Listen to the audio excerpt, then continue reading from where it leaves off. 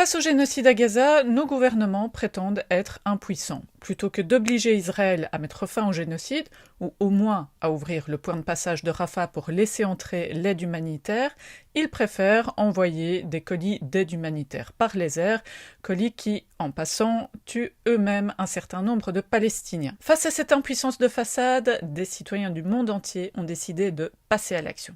En effet, une flottille de la liberté qui va embarquer des centaines d'activistes et d'humanitaires, qui va aussi embarquer 5000 tonnes de vivres et d'aide médicale, va tenter de rejoindre Gaza pour briser le blocus criminel imposé par Israël. Parmi ces militants et militantes, on retrouve Rosie, une activiste belge, qui nous en dit plus sur cette flottille de la liberté, ainsi que sur les raisons qui l'ont poussée à prendre part à cette opération aussi salutaire que risquée.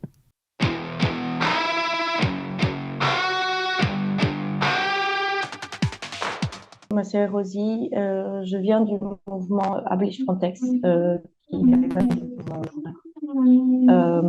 et c'est via aussi cette lutte-là que j'ai entendu parler de l'action, parce que je suis aussi active à plusieurs frontières, mais aussi aux frontières en Méditerranée pour les personnes qui tentent la traversée.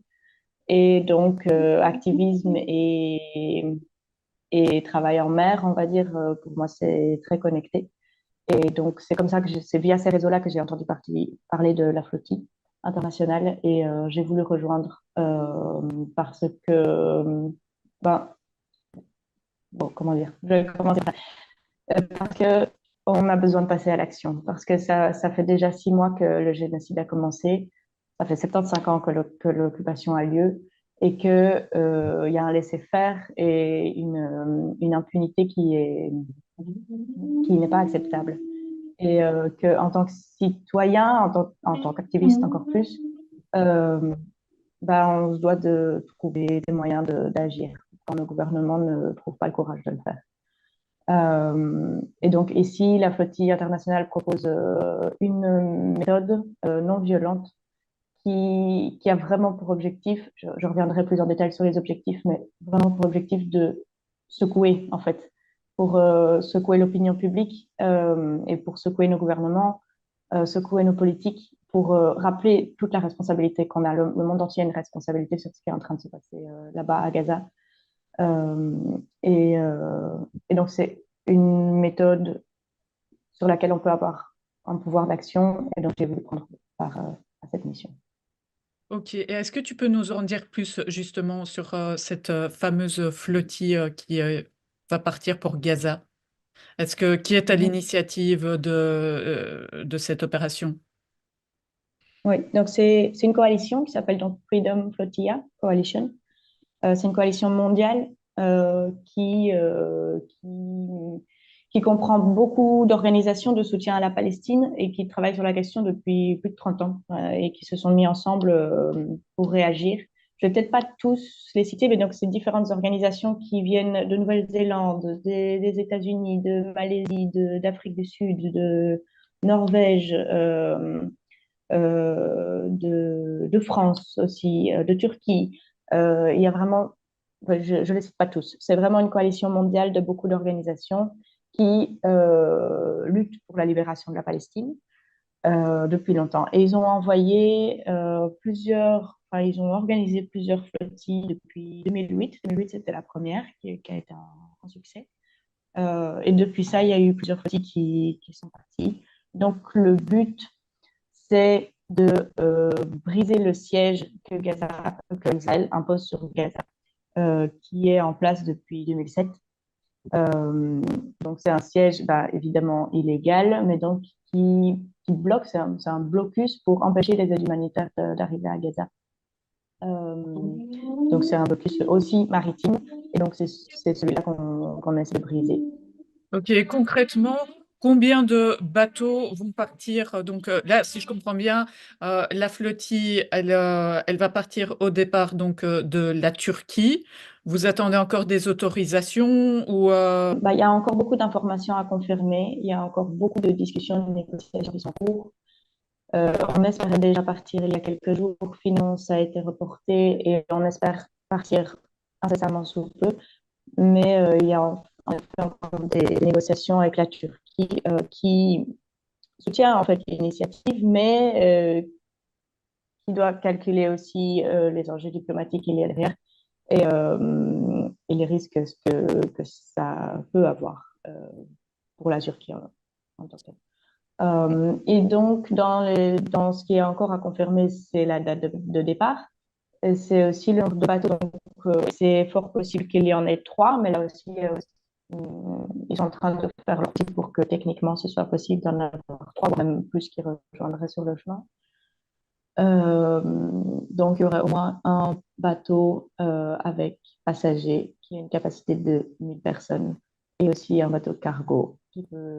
Et on a des aides humanitaires de 5500 tonnes à amener. C'est vraiment là l'objectif de la mission, c'est d'amener ces aides humanitaires à Gaza pour la population. Ça comprend de la nourriture, des aides médicales principalement, aussi du matériel de camping, de matériel pédagogique pour les enfants, des choses très basiques. Et dans ce qui est encore à confirmer, c'est le nombre de participants.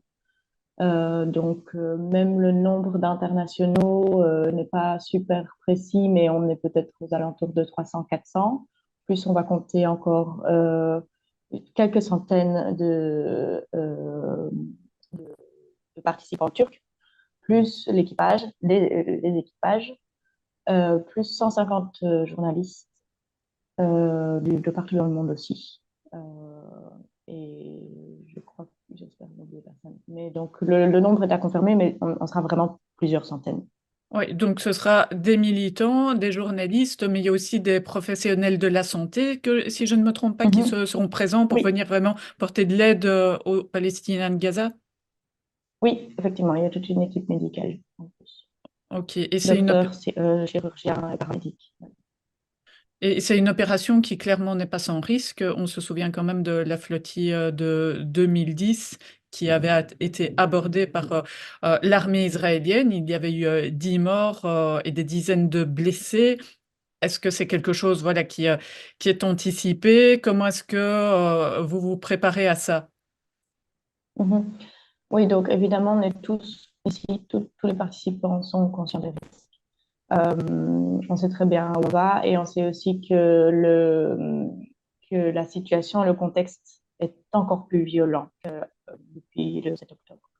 Euh, mais on sait aussi que la manière d'approcher la situation est différente. Euh, donc, cette flottille internationale a une importance tellement grande l'importance de cette mission est tellement grande qu'on ne peut pas laisser une catastrophe arriver. Et il y a tellement de personnes sur ce bateau. Donc, une des manières d'approcher la question, c'est aussi d'avoir une couverture médiatique importante. C'est pour ça qu'il y a autant de journalistes, ce qu'il n'y avait pas en 2010. Donc, vraiment, l'objectif, et même de ma propre participation, et l'objectif de tous les participants et observateurs des droits humains qui seront présents, c'est de faire parler de la mission dans nos réseaux locaux et nationaux. Donc, par exemple, ici, je suis la seule personne de Belgique à parler et donc c'est important que je puisse faire passer les messages au niveau de la Belgique. Et c'est comme ça qu'on peut avoir un poids, via le poids médiatique, avoir un poids aussi politique et diplomatique. Pour montrer, pour réinsister sur le fait que cette mission est totalement non violente. Donc, on va juste apporter des aides humanitaires et c'est totalement légal. Ce qui est illégal, c'est le blocus. Ce qui serait illégal, c'est une attaque d'Israël sur nos bateaux. Euh, donc, les risques sont là, mais on sait aussi que, enfin, on a besoin en tout cas de soutien international, que ce soit au niveau des États, des gouvernements, de la population, des médias. On a vraiment besoin du soutien total pour pouvoir faire en sorte que cette mission soit un succès. Et donc, comment on est formé aussi c'est très simple. La formation basique, celle qu'on a tous reçue, c'est la formation à la non-violence. Donc, c'est la ligne de base de notre action, c'est la non-violence. Ça veut dire que si jamais il y a quand même un abordage des forces armées israéliennes, notre réaction sera non violente. Il n'y aura pas de résistance, il n'y aura pas de confrontation, d'attaque, quoi que ce soit. C'est vraiment le message principal qu'on veut faire passer. Pour l'instant, dans les médias en Israël, le narratif est qu'on vient renforcer la terreur du Hamas et que notre objectif est terroriste, on peut dire.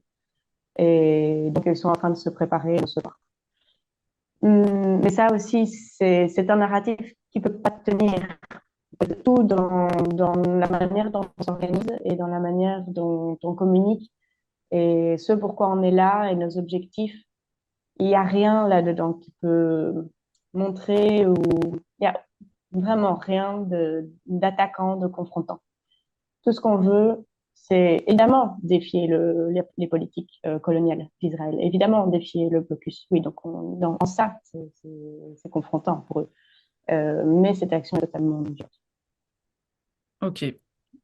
Je ne sais pas s'il y a autre chose que tu souhaiterais rajouter par rapport à cette opération. En Europe, en ce moment, on est en train de faire face aussi à des crises d'accueil. Euh, Donc, il y a des enjeux en Europe qui sont étroitement connectés avec la lutte pour la libération de la Palestine. C'est aussi pour ça que je participe. Moi, je suis principalement active dans les réseaux qui luttent contre les violences faites aux frontières européennes. Et il y a énormément de liens entre ces deux thématiques. Donc, on peut voir par exemple qu'il y a des drones qui sont utilisés pour bombarder Gaza, qui sont utilisés pour attaquer Gaza, sont les mêmes drones qui sont utilisés en mer Méditerranée pour alerter les autorités libyennes et faire des pullbacks. Les compagnies, les industries de l'armement qui sont concernées et qui font un bénéfice colossal et vraiment morbide de toutes ces guerres et de toute cette militarisation, c'est les mêmes aussi. Donc on voit qu'il y a Elbit Systems, qui est une entreprise d'armement Israël, ou encore Israel Aerospace Industry, qui est disons, la compagnie gouvernementale enfin, en tout cas publique d'Israël. Ils fournissent du matériel pour Frontex en Belgique. Et en sens inverse, Airbus et Thales fournissent aussi du matériel et de l'armement à Israël. Ce sont les mêmes compagnies qui y a derrière ces systèmes-là. C'est une ultra-migration, c'est une ultra-surveillance, autant des personnes concernées, donc ici la population de Palestine ou les personnes en migration, mais aussi une ultra-surveillance de tous les mouvements de soutien, tous les mouvements de solidarité. C'est en fait c'est un colonialisme incarné des deux côtés. Donc on voit quand l'Europe essaye déjà d'imposer un droit de passage, mais en plus d'externaliser ses frontières et d'amener ses bottes en Afrique, son matériel en Afrique pour empêcher que les gens arrivent jusqu'aux portes de l'Europe, c'est un colonialisme. Et comme Israël est colonialiste aussi et fasciste, le narratif fasciste va essayer de justifier toutes ces actions violentes-là. Donc, on a un narratif fasciste en Europe pour justifier la violence aux frontières, comme on en a en Israël pour justifier les violences. Et tout ça avec des mots de déshumanisation. Donc, tout ça, c'est en fait des mêmes luttes. C'est vraiment très connecté. Donc, c'est pour ça aussi que moi, je participe, alors que je viens plus du mouvement No Border. Et pour moi, c'est vraiment la même chose, quoi. on croise les doigts pour que cette flottille de la liberté puisse arriver saine et sauve à Gaza et aussi et surtout pour qu'elle puisse délivrer toute l'aide humanitaire qu'elle contient aux Palestiniens et aux Palestiniennes. On vous tiendra évidemment au courant de l'actualité de cette flottille de la liberté. En attendant, si on veut que cette initiative ait un impact politique fort, c'est important d'en parler un maximum.